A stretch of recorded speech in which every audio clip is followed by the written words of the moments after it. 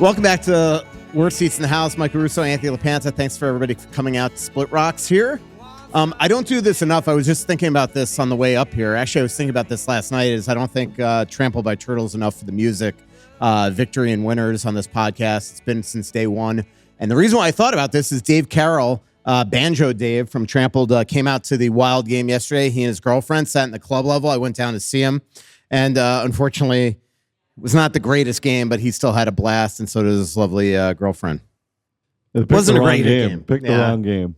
Yeah, it really, I don't know about you, Anthony, but I feel like you could often tell what's going to happen in the game in the first couple minutes. And didn't it feel like one of those games when they're, Zuccarello hits the corner on the one shot. Boldy missed an open net. Hartman missed an open net. Johansson had the open look and it was blocked. Tarasenko in the second period. It just felt like one of those nights where they weren't sharp. But that wasn't the only thing. It was sort of, as John Hines said after the game, emblematic of their game.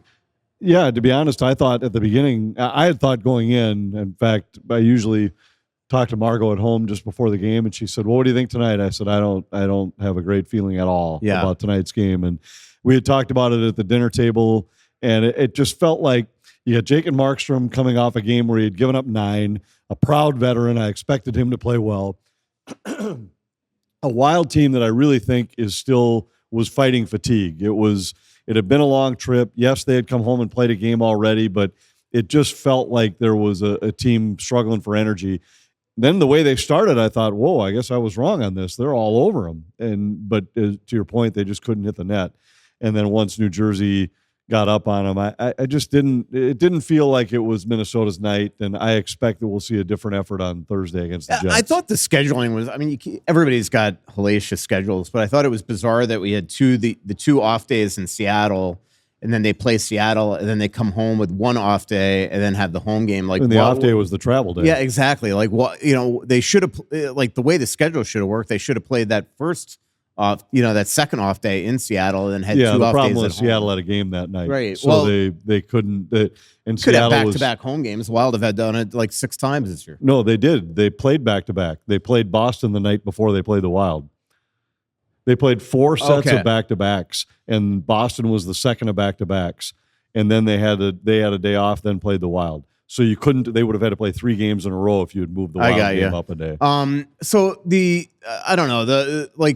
I've got some tweets today because Marcus Foligno was talking about fatigue, and I did see some tweets today that fans were like, "Well, how can they be fatigued?" I just think that this schedule. I was talking to somebody about this the other day with just the number of injuries around the league. I just think in this condensed schedule, then you're going to add 2 games. I don't think the human body is meant to play this brand of professional hockey 4 to 5 times a week. And it's just going to continue to be this way for the next, infinitely every other year because of the international calendar going on, the international schedule going on the calendar. And it just feels right now that guys, even if they're in the lineup, are just hurt. Like, even just looking at Eriksson Ek the other day, like the back of his legs are purple right now. It's just beyond and the Wild belief. aren't the only team dealing with it, and people are dealing with injuries everywhere. They are going to, when they add the 2 games, the schedule does move up a week, so that should help a little when you don't have the 3 weeks of an Olympic break. You wouldn't have to have the break be that long in a non-Olympic year. Right. So hopefully they'll stretch that out. The problem is that every other year they're going to have the whole World Cup. It's going to be a long break. Right, but I don't know that it has to be 3 weeks. Well, I think it is because there's going to be games in Europe and there's going to be games here. Then they're going to bring everybody here to have the semifinals and championship. I think it is going to be the exact same thing. Maybe. And if they do, I really hope that they then in those years start the season a week early. Yeah. Even 1 week would make a world of difference and eliminate some of these 6 games in 9 nights. And the Wild are taking 2 days off here with no practice because of the fact that you could tell after the game last night. I'm sure John Hines looked at it and said, this team needs rest more than it needs practice. But then starting with Winnipeg on Thursday night, it's 4 games in 6 nights again in 4 cities. Mm-hmm. And those stretches take their toll on you. And it doesn't help that they don't practice, I think, from a sharpness standpoint. Again, didn't practice 2 days ago, was not didn't practice Tuesday, didn't practice Wednesday, is not practicing Friday, not practicing Sunday. It's truly unreal, but it's just the way that the schedule has to be. Our next live show, by the way, is January 26th at Elsie's. So hopefully everybody comes out for that. I'll do a better job of promoting that one. January 26th at Elsie's. And then we are going to do one show next week, Anthony and I, when we get back from Toronto and Montreal. From that road trip, we'll do one there. And then before I go to the Olympics, we hope to do one. And then we'll have 3 while I'm at the Olympics, and we'll figure out how that's going to get done.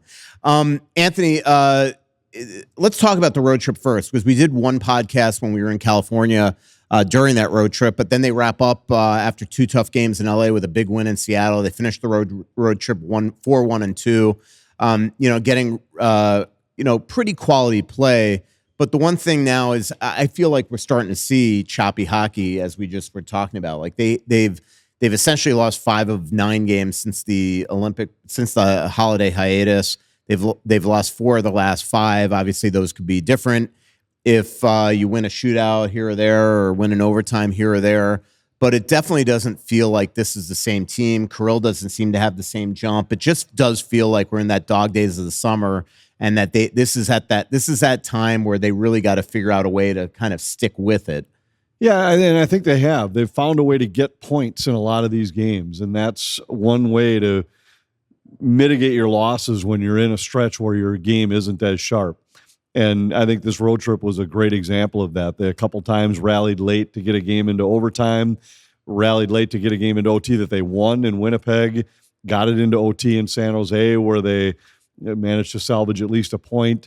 And when you look around the league, the teams that right now are sitting on the top, it isn't that they're piling up wins. It's that when they lose, they're finding a way to steal a point. And really, it's the difference between the teams in the West and the teams in the East. If you look at some of the top teams in the East right now, Carolina, Detroit, Montreal, Tampa, they all have a better record than Minnesota or Dallas if you just look at wins and losses. The difference is Minnesota and Dallas have 9 overtime losses each, where those teams all have like 3. And so that's a credit to what Colorado did early in the year. They started out, I think they were 7-1-6 to start the year, and 7 wins, 7 losses, but they had gotten to overtime in 6 of them. So there's something to be said for that. The Wild only have 1 regulation loss in a 1-goal game all year. Every time it's been tight, they've either found a way to win or at least get it into overtime. Yeah. What do you think right now of Quinn? He seems to be, that game 2 games ago, he could have had 10 assists. I mean, it was, if the Wild finish at all. Last night, same thing.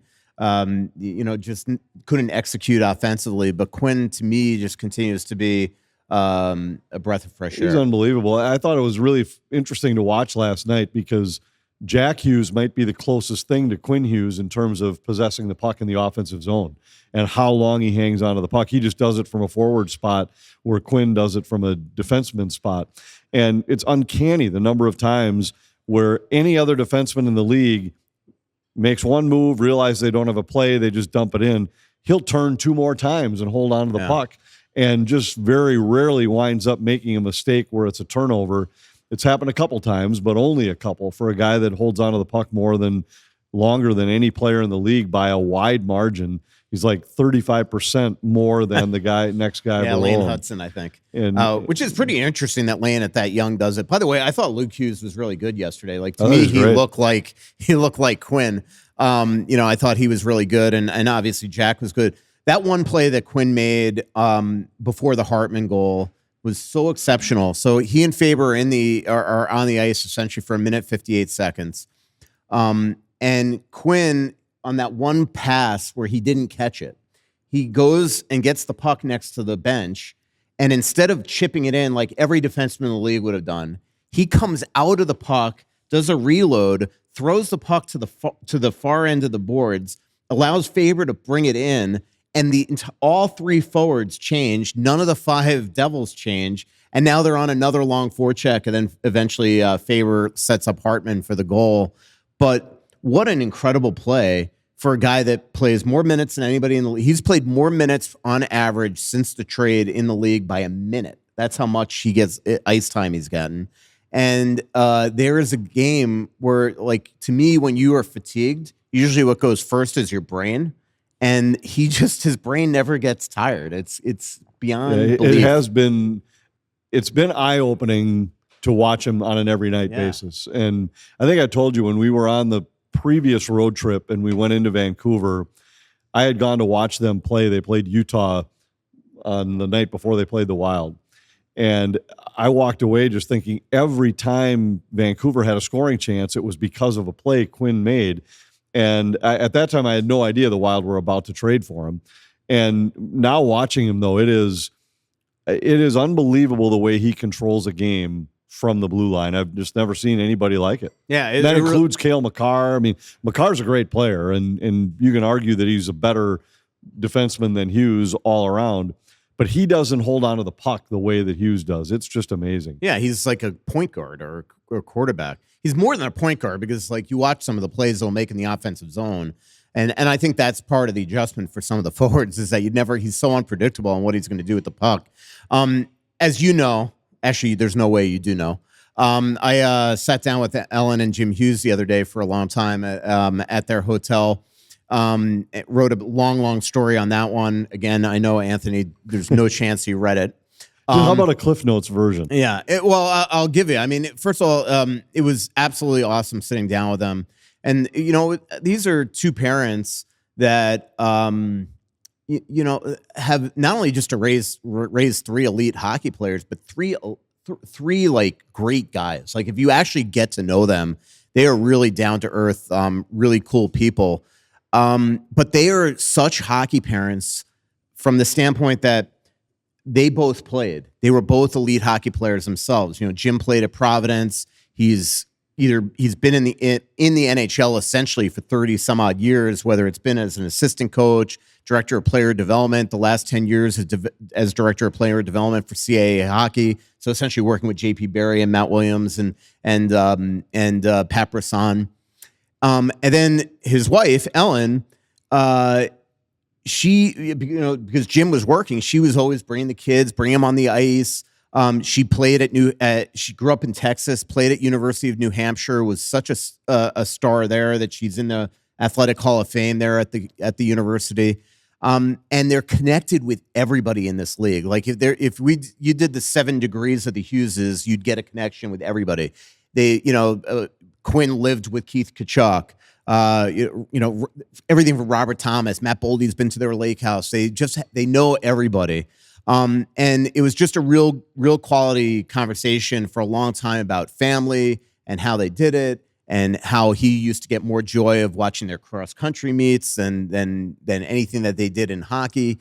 So it was really fun morning. In fact, actually so the Islanders stayed extra time at the hotel here in the Twin Cities, as everybody saw on social media. They actually went over to Anders Lee's house and played outdoor hockey on the off day, the day after the Wild played the Islanders. And Patrick Waugh actually sat down with us for 10 minutes and chatted with us. And it's just because Jim and him had a history together from 10 years ago.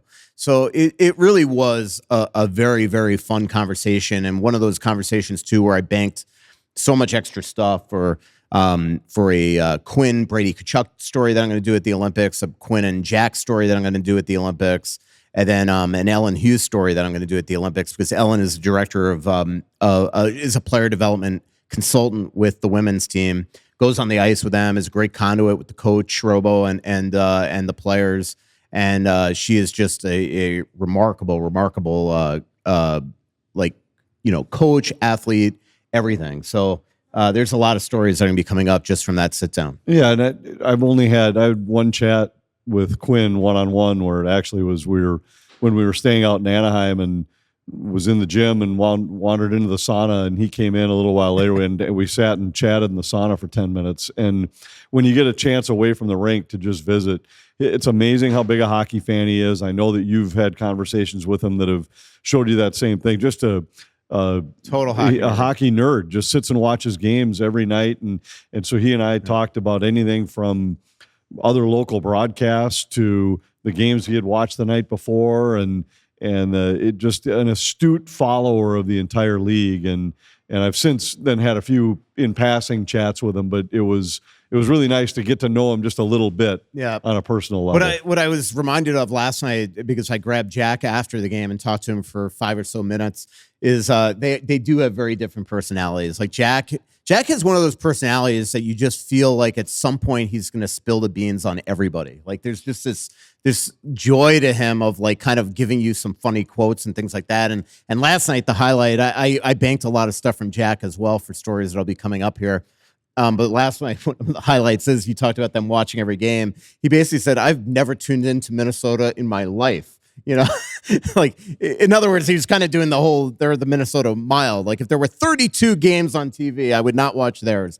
And so he basically said, but now I'm just enjoying tuning in every single night and watching the Wild and seeing, Quinn snap it around to Brock and Boldy and Kaprizov. So it was kind of funny, and he laughed saying it. I literally laughed out loud when he said it because it's just the way that he did it. Like, I knew the context. He was like, let's be honest, I would not watch a lot of Wild games. So it was really good. So a lot of really cool stories coming up as well. Kirill lately. I thought he had a quiet road trip, and it just feels like, at the beginning of the season, we talked about how it felt like every single night that the opposing goalie was better than Wallstedt and Gustafsson. I feel like we're seeing a lot of games every single night now where the opposing star has been better than Kirill, whether it's Celebrini, whether it's Connor, whether it's the game here in town where McDavid and Draisaitl lit up the Wild. It just feels like he hasn't taken over. In third periods where the Wild are like, all right, they need Kirill to show up, it just doesn't seem to be happening lately. I think you're thinking of McKinnon lit up the Wild. Yeah. David and Draisaitl, the Wild beat here. Well, but they also had 4 points each in that game. Yeah, I think I thought Kirill's game looked off in L.A., but I thought in Seattle he and Zuccarello looked great, and they were snake bitten all night, and then they made the play at the end to win the game in overtime. Right. But that night was different than what we had seen in L.A. In L.A., I agree with you. It looked like that team is not a good matchup for the Wild. No, it isn't, and they haven't been for a while. Yeah. And it seems to bring out the worst in the Wild. They seem to exploit some of the Wild's mistakes. But I thought that line was off in those two games. But I thought they were really good in Seattle all night, just snake bitten. If you remember, Zuccarello had an open net that he missed. There was another one where Grubauer made just some ridiculous save. Yeah, the backhander. Yeah, so then when they found a way to score at the end, it felt like it was coming all night. And then I thought they were really good against the Islanders too. I didn't think their line was very good against the Devils, but there weren't really any lines for the Wild that were good against the Devils. Was really good last night, that line. That line was, I mean, on the Wild side. Yeah. Well, I was saying kind of one reason why. You mentioned the overtime goal in Seattle. How about the play by Brock Faber? How about the play by Brock Faber overall lately? I thought last night he had some struggles. But Brock, that game in Seattle, I thought he was absolutely awesome. And then that play that he made in overtime, I thought was just sensational. Yeah, the block was incredible, and it was almost really a 3-on-1, and it was late in his shift, and it was a do or die play. He made it. I think he's been great since Hughes got here. Ryan Carter made a really interesting point on our broadcast last night where he said sometimes when a team will trade for a big physical guy, an enforcer type guy, it makes everybody else play with a little more swagger because they've got the big guy standing behind them.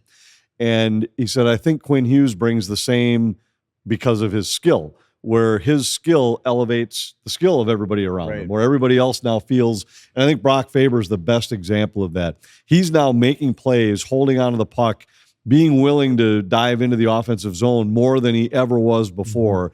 And he and Brodin were good together. He and Hughes are great together. Yeah. And Brodin and Spurgeon are probably better together than they are with others in the lineup. So it really makes the whole D-core right now. And I know we've talked a number of times over the years. I've always felt if you could build a defensive core where Jake Middleton moved down to be your number 5, you've really got something.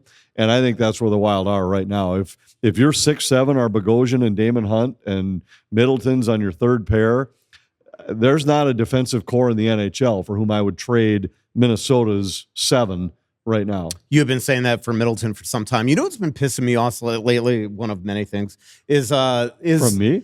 No, how could that be? No, not you. You've been just a joy to be around. Faber. like it feels to me like there's like this slander campaign going on against Faber online. And I know you don't see this stuff, but I do it. And it's one thing if fans do it. Like I know Blackhawk fans always have this, thing up with him because they think that he's overhyped because of the whole Bedard debates a couple years ago.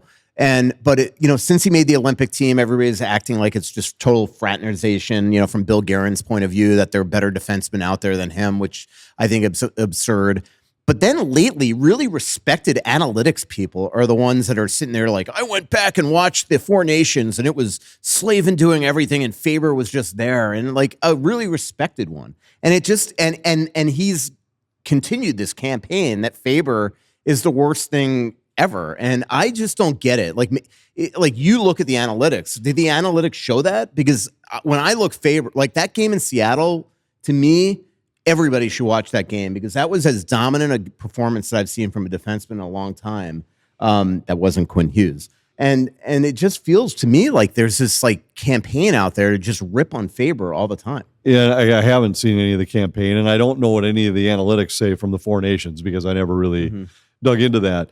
I will say that the some of the deeper numbers with he and Hughes have not been as great as the eye test would tell you they've been. Right. They've been good because they give up a ton of chances. They give up chances. Yeah. So their expected goals for and the high danger chances against are not they're not among. There have been a number of shows where I've sat down. All right, I want to build a graphic today talking about how great Hughes and Faber have been, and I'll start to look, and I mean they're good. They're in the upper, say, 40% of the league, but they're not in the top six. They're not in the top three, like Brodin and Spurgeon have been. Frankly, they've been in the top 5 in expected goals against per 60, in expected goals for, in overall goals for percentage. Their analytics tell you that they've been better. It's a lower volume, so it's a lower event style where they might, let's just say per 60, they might be talking about that it's 2 goals for and 0.4 goals against, where Faber and Hughes might be 7 goals for and 4.5 goals against. Well, even like the NHL put out a tweet last week that said, look at the magic of Faber and Hughes, and they had goals 13 and goals against 11, and everybody's like, that is not magic. But let me ask you, though, how much, I mean, again, you're the analytics guy, but how much, like you talked about expected goals versus actual goals, how much is that just because when they are on the ice, though, that guys aren't finishing? Like I mentioned the other night, Hughes could have had 10 assists. So if those pucks actually go in the net, pucks aren't coming the other way for chances. I mean, is it a lack of finish also when they're not on the ice that guys are just not putting the puck in? Yeah, I don't think that affects the chances against. They're expected I'm just saying goals because from a chances against standpoint, because the play didn't end with an actual goal. You know what I mean? Their goals for and their expected goals for are similar in terms of rank.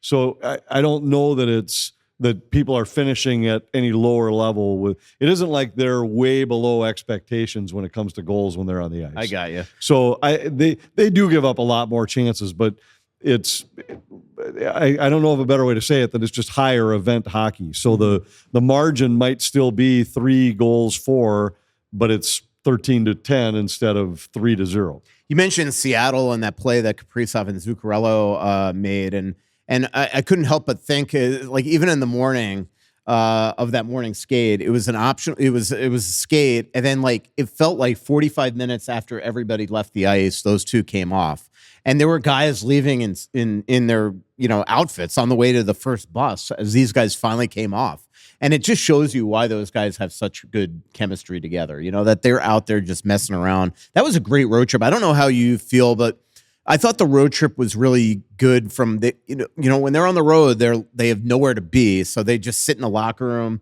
And from a beat writer perspective, just the ability to shoot the breeze with all these guys, and you just learn so much more. And that's why it's like I feel really fortunate at The Athletic that Joe Smith and I get to go on the road to every one of these games, because that's how you learn what's going on with the team. Like I shot the day before the game in Seattle, the practice day. Yeah, I was just about to say the practice days are the days that are golden, because game day, everybody's got their own routine. They are accessible.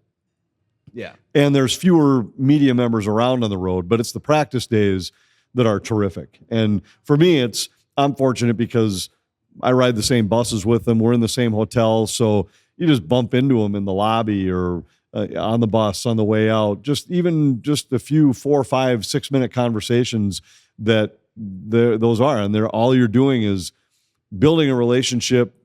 Sometimes you might be banking some information on a story or a comment that he made or something, but more it's just building the relationship so you know more about these guys as people. Exactly. Like I shot the breeze with Kaprizov in Seattle longer than I probably talked to him in my entire life covering him. Like it was just I don't know. It and makes all you of that's easier when the team's winning. Exactly. Because everybody's happier. I had the happier. same conversation on I did a Joe Smith's podcast today, and that's exactly what we were talking about. Like it's so different. Like just even going to New Jersey's room last night, just after one win, you could feel the sigh of relief, and suddenly everybody's happy and buddies again, and it's not the implosion that everybody's been talking about. It's been going on there for 2 weeks, 3 weeks.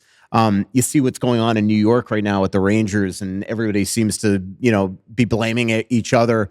But when you win, they're not looking at the beat writer with maybe they're cringing behind the scenes without making it very known to me. But when you walk in the room, it doesn't feel like you're the enemy, that you need a bodyguard at times. So I don't know. It's been a real fun last 2.5 months covering this team. Yeah, and the trip was, while it was long, it was broken up well with where there were days off. The team stayed in a couple unbelievable places, and we've commented on this before on the show that nobody travels better than the Minnesota Wild. They really don't. And it's the places that we had a chance to stay on this trip at Pelican Hill Resort in just south of Newport, right on the water in Anaheim for a couple nights, and then in this incredible place in Santa Monica that's a newly renovated hotel that might have been as nice as any hotel I've ever stayed in my life. It was, and I love Santa Monica, but we stayed out there for 4 nights because we played the Kings twice and then stayed after before going to Seattle.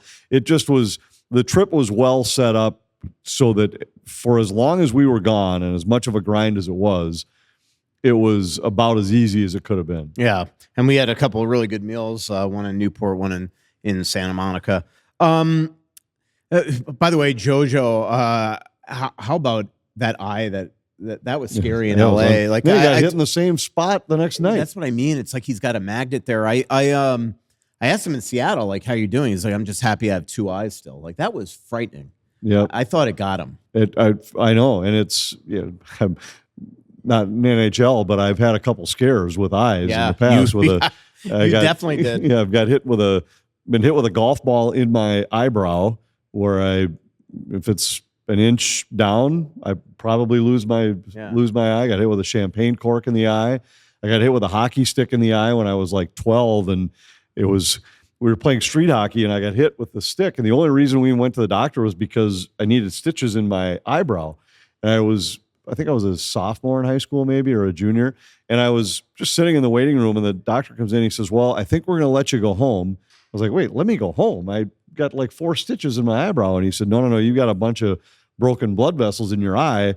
You have to go home. You have to wear an eye patch, and you have to use like a bedpan. Like you have to lay perfectly still for a week. Yeah. So I laid on a couch and literally did not move for a week. But you remember when Dean Evison was visiting his mom during an off season, and his eye, I forget he couldn't even play golf that summer. So he, for like a month, had a face down, like basically in bed.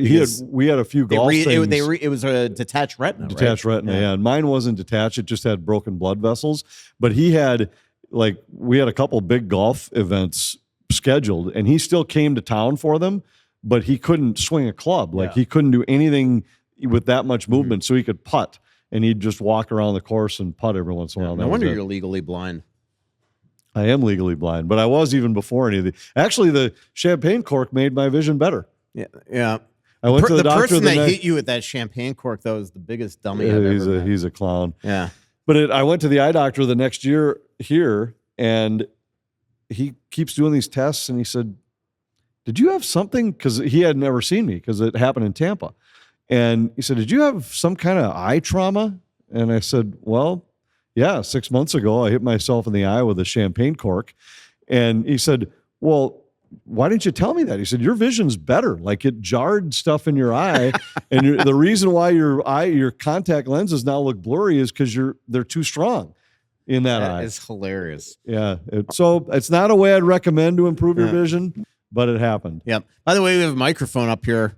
We've been blabbering for a while, or at least I have. If you want to come up and ask a question, feel free. Grab a shirt as well if you ask a question. I mentioned Dean Evison. How shocking was that news to you this week? Yeah, it was surprising. And to some degree, you're never surprised when a team's at the bottom of the standings but it does just make you always think. This is a guy who was a Jack Adams candidate last year for what he did in an unbelievably difficult situation in Columbus and got them to within a point of the playoffs, came down to the last day.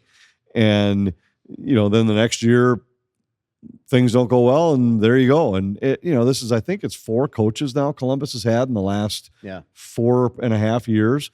So, and that doesn't include Mike Babcock, right, who was there for like a day. Yeah. So. And there is a part of you that just says there's clearly something not right with this club, with this, and it can't be the coach 4 times in a row, but what else are you going to try? And so I guess it never really shocks you, but I was a little bit surprised just because I don't think their game was that far off. They had blown some third period leads, a bunch, and if not for that, they'd be right in the middle of the pack. Don Waddell said that where he realized that things needed to change was when they blew that 4-1 lead January 4th to Pittsburgh. But it just feels like they are they're in shambles. And we did hear, you and I were talking. We heard at the time we were there December 16th, and we were starting to hear rumblings that things were going south there. Deer hunting season is here, and it's time to own your odds with OnX Hunt, the GPS hunting app trusted by millions of hunters. With the Hunt app, you'll have access to nationwide public and private land ownership information, waypoints, tracks, and much more, all at your fingertips. Go to onxmaps.com/hunt. That's onxmaps.com/hunt to sign up today.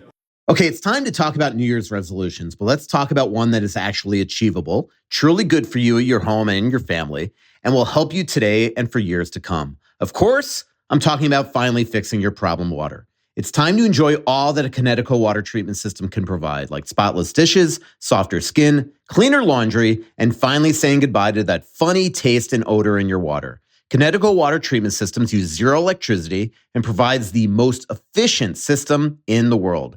Purified drinking water straight from your faucet, and you'll be amazed at how little salt you use. Fix your water today. Enjoy no payments and no interest for 6 months on a new high-efficiency Kinetico water treatment system from Aquarius Home Services. Yep, enjoy today and don't pay until this summer. I can tell you firsthand, the team at Aquarius works hard to treat you, your home, and your time with respect. Working with Aquarius and enjoying worry-free water is one of the best things I've ever done for my home. Worry-free water all starts with a free water test. Visit AquariusHomeservices.com to schedule your appointment today. You know the drill, financing based on a credit approval. Aquarius, earning the right to be recommended, and don't forget to tell them that Russo sent you. Question. Nice shirt. Thank you. So you guys mentioned Quinn Hughes and his ice time. As a non-hockey player, never played, always watch. How does one player get more ice time than, his line mates or other, defensemen pairs? Or I get you can't come over the bench at the exact same time and, go on and go off at the same time. But how does one player? Is that coach's discretion? Is that the players? How does that work? Yeah. Well, it's coach. I mean, the players have to come off the ice, but it's the coach that's dictating it. So with Hughes, one of the first things is that he plays the first minute and a half of every power play, and he's the only defenseman. So that if you have 3 power plays, he's going to play 4.5 minutes. Faber's going to play a half a minute on the second group, and that's it. And then depending on spots, there will be times where late in the game, you won't see Hughes much in his own zone. If you're protecting a lead, now you'll see Faber with Brodin or Faber with Spurgeon or some combination of those guys. But if you're trying to come from behind, now Hughes is out there the whole time, the extra attacker spots. And there'll be even spots where you'll see John Hines does it really well, I think. He picks spots to get Kirill Kaprizov and Matt Boldy extra shifts where offensive zone face-off, he just went Kaprizov's line, then Boldy's line. Now he'll go Hartman, Tarasenko, and throw Kaprizov on there instead of Foligno or something, offensive zone face-off, just to try to light a spark. And he'll do the same with the defenseman every once in a while, and that's how Hughes will. I mean, Faber's not like, it isn't like he's playing 7 more minutes. Faber's playing a lot too. but that's where he might get a minute or two more than Faber on a nightly And he basis. does overextend his shifts, but mostly it's intentionally to, that shift I was talking about yesterday where he reloads out of the zone. I think what's most amazing about his ice time is he doesn't play the penalty kill. So like, it's just fascinating to me that he is, a defenseman that plays a minute more than everybody else in the league, and at least since he's been here, and he doesn't play the PK, but it also helps that the Wild don't take a lot of penalties. Right. Yeah, they're plus 42 or something in power play opportunities this year, so that's about one a game. Knock on wood, because I know everybody's going to say I jinxed this if things go south. But have you ever seen a team with a total turnaround in discipline? I mean, 2 years ago, 3 years, like John Hines' first year, he was really ticked off with their lack of discipline. And we know under Dean they weren't. Right. And under Dean, it was, I always thought that was a little bit the team taking on the personality of the coach. Yeah. They played a much higher intensity, more volatile, in-your-face style. With Hines, it was more of controlled. And I think that was one of the really frustrating things for Hines to deal with was, look, you have to be able to play this game under control with structure, with these are our paths out of the zone. And then they'd keep taking penalties with careless sticks, and it would drive them crazy. And that's what they've eliminated. I mean, you'll still get your occasional penalty with a roughing call or something like that. But I think they're really disciplined in two areas. One, they're really good with their sticks. And two, they have all seemed to have taken on the Eriksson Ek never retaliate mentality. So you very rarely, because so many times you'll see it's the guy who takes the second swing, the retaliation swing, that gets spotted by the ref.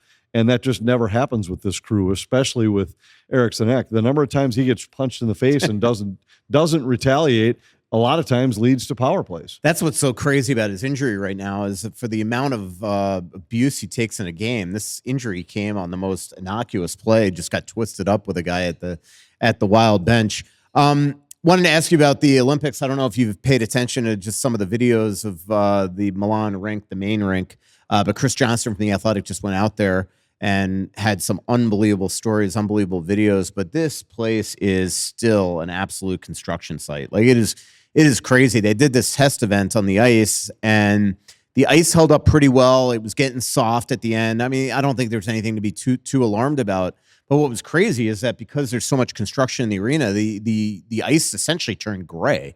So now they're going to have to shave it down and resurface it, and now test some more, because now that ice is going to be gone. But man, it is just like they've got 3 of 14 locker rooms built. They're going to have the practice rink has not been skated on yet, which you would think that is going to need to be tested. And they are absolutely in a position where like, it's just this makeshift rink. Like, guys are it's going to get these guys out of routines where they're going to have to dress out the outside, walk in, and then they're going to go into some auxiliary room in the arena between periods. Like, I was talking to an Olympian the other day. He's like, where are we going to play sewer ball? And I'm like, I don't know, in the parking lot, if there is one, because when I was there in August, there was no parking lots. I'm just amazed it seems like it happens every Olympiad. This one's to the extreme, though. It is, but like with the billions of dollars that they put in to get the event. And I know you have to build things that you're never going to use again and build structures for all these different sports and the different events. But hockey's maybe the marquee event in the entire Olympiad. And I don't know how you wait how it comes down to a month before the tournament. They're blaming it on the pandemic and construction delays and money delays and all that stuff. But Anthony, it is like, right. We've dealt with Italians before. I mean, they're not exactly the most rigid on timing. Let's just say that. Yeah. Like, what I'm shocked at this whole thing is that, like, in the month of August, when they're essentially on siesta, there was like nothing going on in terms of building. And, but to your point, like, this is supposed to be the marquee event of the Olympics and, or at least of hockey. And the NHL is sending hundreds of millions of dollars worth of their inventory over there to play. And now these guys are going to risk injury in real awkward circumstances. And I just think it's a real concern. And now it's funny because Luke Cardiff, the head of the IIHF, told Chris Johnson that he wants to meet soon after the Olympics with the NHL about 2030, and I'm sure they're really excited about that. Like, how about build an arena in southern France and make sure there's like get it going now? You know, right? We have 4 years. Yeah, exactly.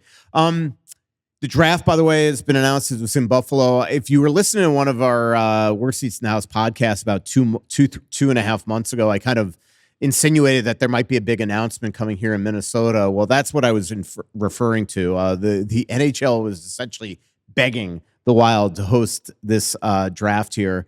And the Wild were actually looking into maybe even moving a couple concerts in June, and they just could not figure out a way to move those concerts and wound up not. You know, when you host a draft, you're not really making any money. Like, you're basically doing it and out of the goodness of your heart. And so now I don't know what deal they made with Buffalo, but the draft is now going to be in Buffalo this year. Damon Hunt, I wanted to ask you about. Like, are you starting to think he's the real deal? Yeah, I like him. I think he could be a really good third set defenseman. His skating ability shows up almost every night. There are a couple plays he makes that where you notice him. And I thought it was evident the first couple games he played this year on the trip that actually went to New York and New Jersey. Played the first night and looked like he was just playing. I don't want to be the guy that makes the mistake play. And then even by the second night, I thought it was. Now all of a sudden he's confident, he's trusting his abilities, and yeah, I think he really brings a different element to that third set. And I think even if everybody's healthy, there's going to be some points where it's all right. Tonight, are you better off with Hunt than Bogosian on your third set just because he brings a little more mobility? There's going to be a lot of nights where Bogosian's your guy, and most nights. But I wouldn't surprise me if there are a couple nights where, let's just give a guy a rest and play Damon Hunt for a night. Do you think next season that he's put himself in a position where they've got to figure out a way to make sure he's in the top 6 every night? Like, in other words, essentially what I'm saying is not re-sign Bogosian? Or come into a season with the commitment that Bogosian will be the 7? Yeah, I mean, I don't know if I'd say that yet, but he certainly is a guy I would trust if there was some other move that had to be made and I knew that the result of that was going to be that Damon Hunt was my 6th defenseman every night, I'd be perfectly fine with it. By the way, again, if you want to ask questions, don't be shy. Come on up and ask a question. Here we go. Nice. You don't have to run. Alex will tighten it up. Yeah. So what's up? So based on how you were talking about the Olympics with the large amount of Wild players that are representing their respective countries, with David Spacek down, obviously he's in the Iowa Wild, do you think that this is like an audition potentially for him to potentially move into a greater amount of playing time either later this year or potentially next year? Maybe for another team. I think he's a free agent, if I'm remembering correctly. And I can't imagine after not getting a chance here that he's going to be willing to resign. So most likely, I think that it's going to be to try to audition for other teams. When they made that David Juracek deal, I think that was a sign that they felt like that he wasn't part of the future. But to your point, the one thing about David Spacek is every time he plays for this coach in particular, for Czechia, and every time he plays internationally, whether it's World Championships or World Juniors, he's excellent.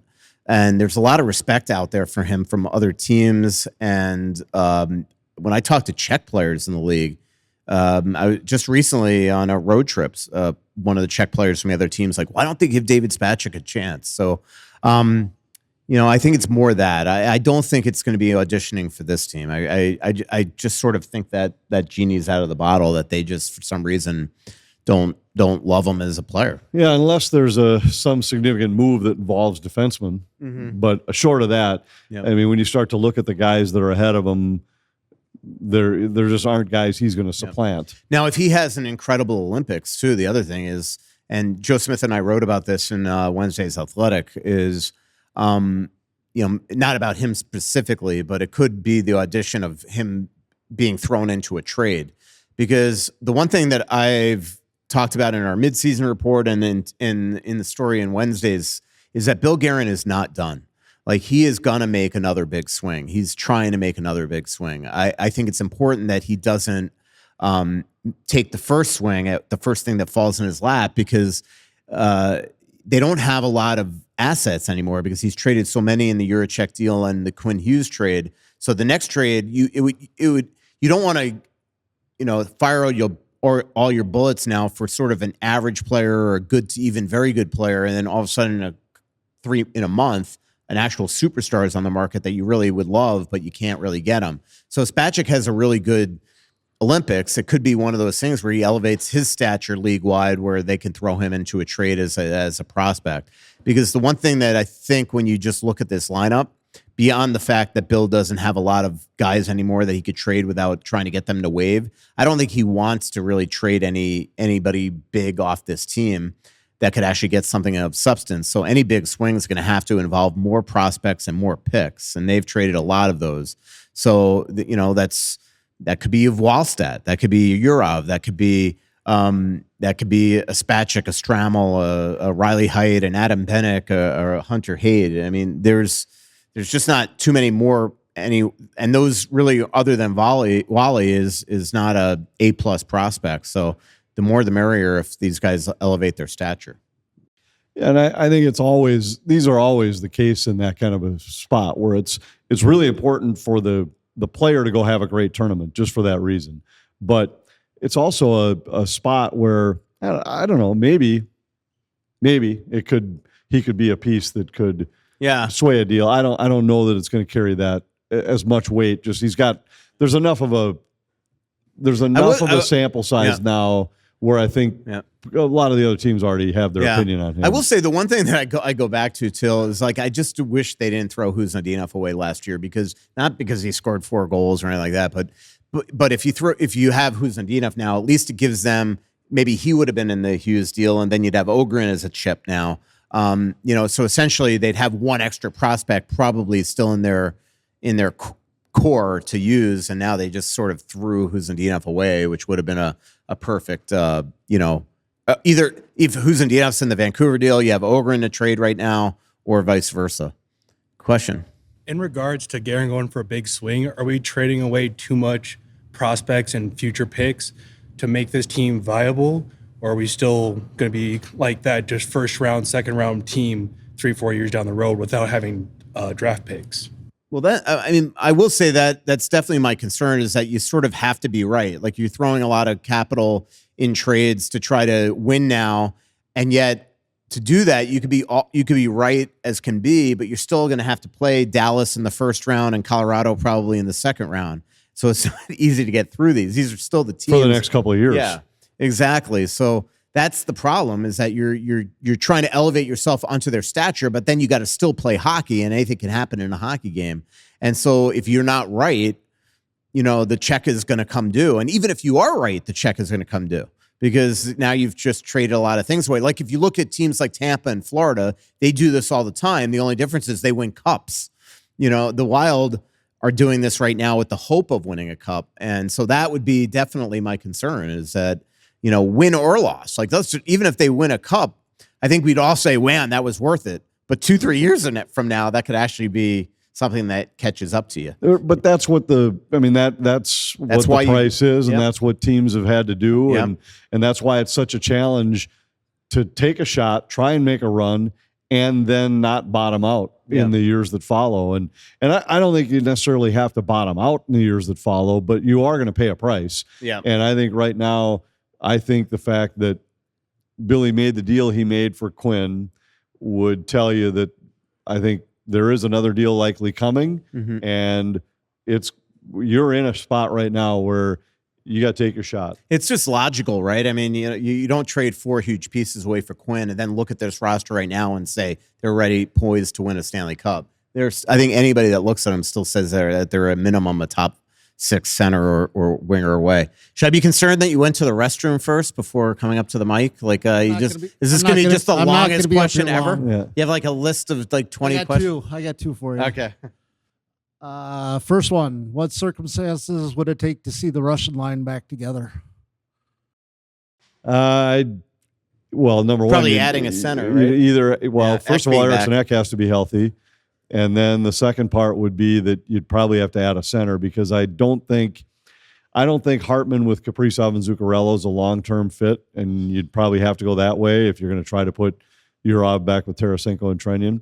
I think ultimately where they would love for this to land would be Sturm with Trenyon and Foligno on a third, fourth, whatever line you want to call it, as a checking line. I think that's the best way the roster fits. Like if they add a center, just think of this logically. You're probably moving Hartman.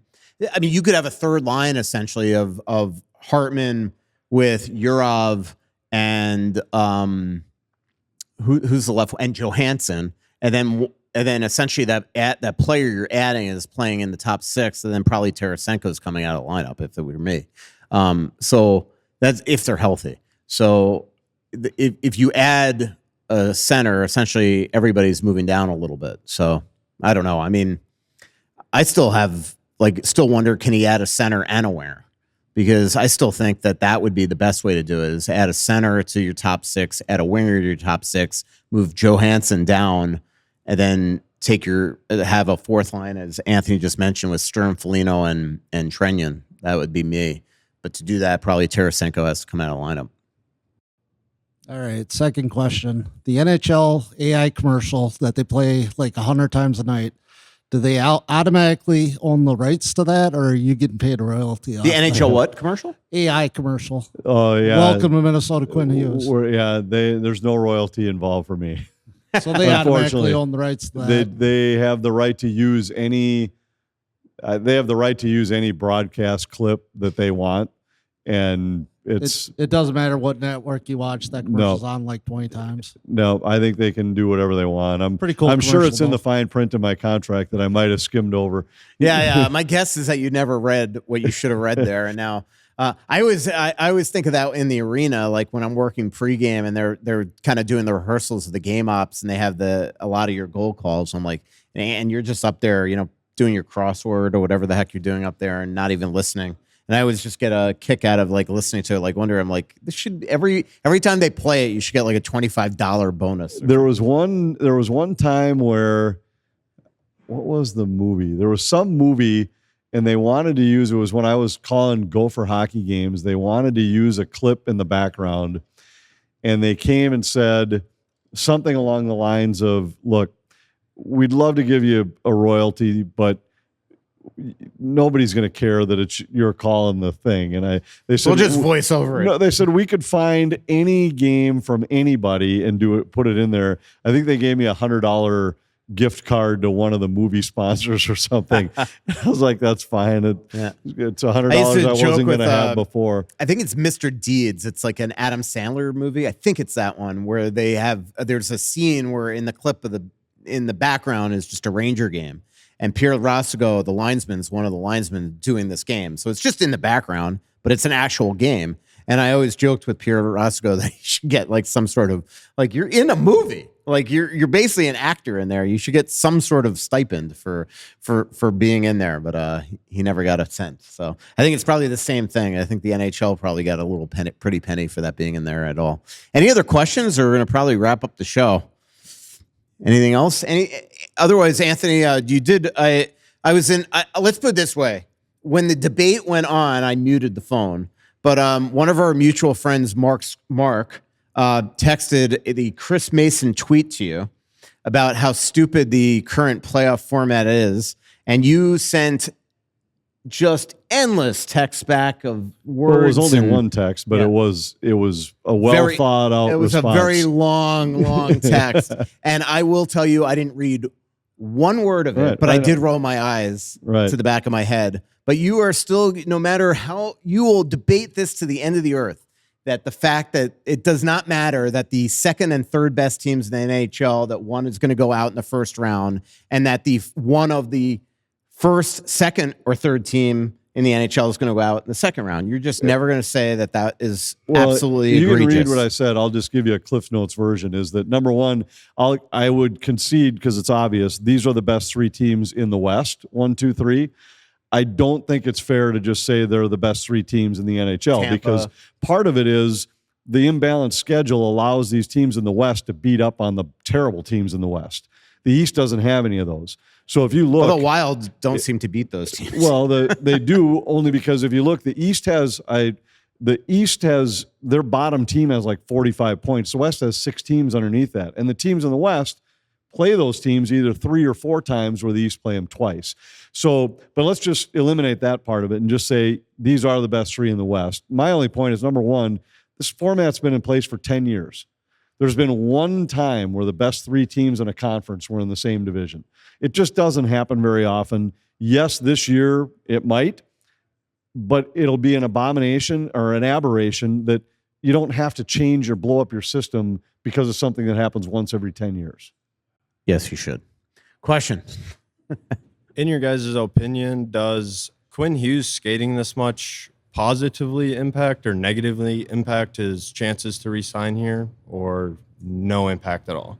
Probably no impact, because I think anybody would use him this way, and that's the way he was in Vancouver. I think if anybody would have him play this way. I think what will impact everything is if he wins. Like, I think he's going to be so excited to play in the playoffs, and then I think he loves playing for this team. His brother actually reminded me yesterday, or didn't remind me, he told me, I had no idea, that he has a bunch of college friends that actually live in the Twin Cities. Quinn does. I knew that he had 3 cousins in the Twin Cities. 2 of them actually coach down at Shattuck. So I think that, but I think but as I mentioned at the top of the show, he has such relationships with so many guys on so many teams that I think that nobody really knows what he's going to do, and what's going to impact everything is whether or not the Wild go on a playoff run. And not that you have to re-sign him this summer, because he could be, if he's not going to re-sign even next season, he could always be your trade deadline, move next year, and anybody's going to pay a premium for that. Probably not what the Wild gave up to get him, but you could probably recoup some assets. But my gut says that the only thing that matters is him getting the joy of a long playoff run and not a first-round exit. So there's a lot to be riding here, and I think that's what Bill Guerin knows. I think that's why he is going to take another swing, Anthony, because I think his goal, I was thinking this today. Actually, this would be a good way to end the show, Anthony. Do you think Matt Boldy could play center full-time? And the reason why I asked that is, like, what if in a year or this summer, like a Brady Tkachuk became available or something like that? Could that be your move rather than the endless add a wing instead of a center? Add a big wing and move Boldy to center on a full-time basis. I think he could, but I think right now they'd love for him to stay at wing. But I think if the right fit was out there, I don't think there's any reason he couldn't. He's fine on faceoffs, but I think right now the ideal spot would be to get a center and leave him where he is on the wing.